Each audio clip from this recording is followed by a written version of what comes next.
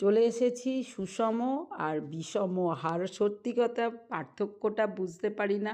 রান্না তো করি নানা রকম, একটু ব্যালেন্স করার চেষ্টা করি। তার মধ্যে গরম ভাত সব রান্না রেসিপিগুলো হয়েছে লাঞ্চ আর ডিনার, দুটোই আমি কভার করার চেষ্টা করি। চিকেন তো আমার বাড়িতে মাস্ট, বন্ধুরা বানিয়ে ফেলেছি আজকে।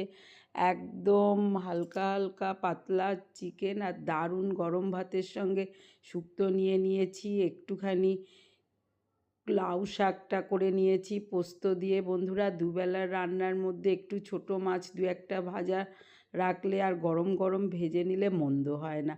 আর এই মাছের ঝাল করেছি, একটা নদীর মাছ, সেই মাছ পেঁয়াজ টমেটো ব্যবহার করেছি।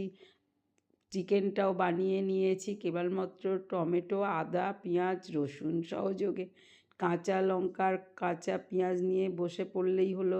সঙ্গে একটু লেবু রাখতে পারেন, এর থেকেই চিকেনটা রাতেও খেয়ে নিতে পারেন, বা একটু ডিম ভেজে নিলে নানা রকম সবজি তরকারির সঙ্গে ব্যাস বন্ধুরা একসঙ্গে হয়ে গেল। আর মাছটা কাটার জন্য দুপুরবেলা খাওয়াই শ্রেয়। আজ আসি, বাই বাই।